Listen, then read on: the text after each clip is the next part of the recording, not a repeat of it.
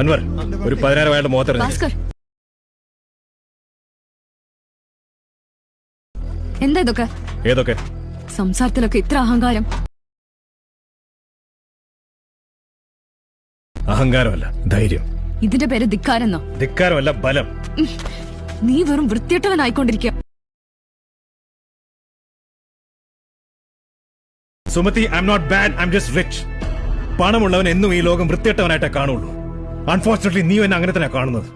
പക്ഷെ നീ ഒരു കാര്യം ഓർത്തോ, നീ ഇന്ന് അനുഭവിക്കുന്ന എല്ലാ സുഖ സൗകര്യങ്ങളും, നിന്റെ ഈ ഫുഡ് ബിസിനസിന് ഇൻവെസ്റ്റ്മെന്റ് എല്ലാം ഈ വൃത്തിയിട്ടാണ് സ്പോൺസർ ചെയ്തത്. Have some gratitude. Maruti 800, battery shoes, HMD watch, ഇതൊക്കെ ആയിട്ട് വന്നാൽ 2 ഗ്രാം സ്വർണ്ണം അല്ലാതെ ഡയമണ്ട് വാങ്ങുമോ? കണ്ടപ്പോഴേ തോന്നി സാർ വള്ളി കേസാണ്. മിഡിൽ ക്ലാസ് മെന്റാലിറ്റിയാണ് സാർ.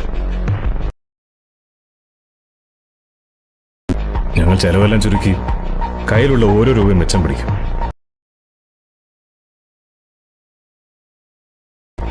പക്ഷെ ഒരു പ്രശ്നം വന്ന 1 രൂപ പോലും ബാക്കി വെക്കാതെ കിടപ്പാടം വരെ പണയം വെക്കും സാർ.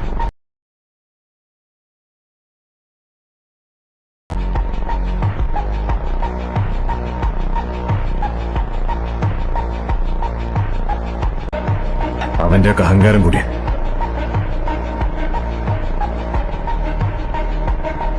അപമാനിച്ചവരെ കൊണ്ട് തന്നെ ഞാൻ സലാം പറയിച്ചു സാർ.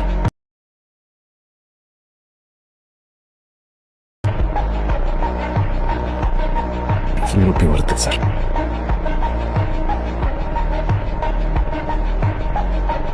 അതും കൂടെ അങ്ങ് എടുത്തു. അത് ഇഷ്ടപ്പെട്ടില്ല. സാരല്ല, ആ കൗണ്ടർ അങ്ങ് കാലിയാവട്ടെ. ഡയമണ്ട്സും തൊടാൻ സമ്മതിക്കരുത്. പോണെങ്കിൽ പോട്ടടോ. അവന് ഹർട്ടായെന്ന് പറഞ്ഞ് കൗണ്ടറൊന്നും കാലിയാക്കാൻ പോകുന്നു.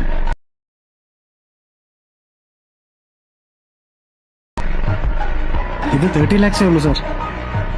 We accept check also, sir. This is India. ഇവിടെ പണം കൊടുത്താൽ എന്തും കിട്ടും. എന്നാൽ റെസ്പെക്ട് കിട്ടണമെങ്കിൽ നമ്മുടെ കയ്യിൽ പണം ഉണ്ടെന്ന് 4 ആൾ അറിയണം. 2 ദിവസം കഴിഞ്ഞ് അച്ഛനെ ചെക്കപ്പിന് ഹോസ്പിറ്റലിൽ കൊണ്ടുപോകണം.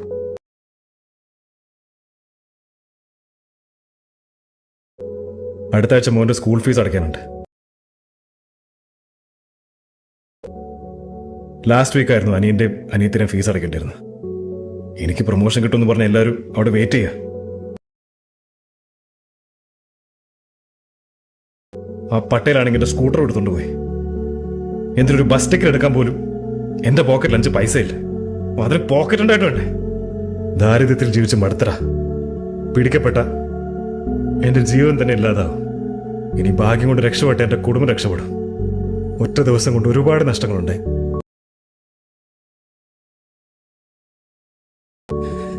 ഇനി വയ്യ. ഈ നിമിഷം മുതൽ എനിക്ക് ജയിച്ച് കാണിച്ചേ പറ്റൂ.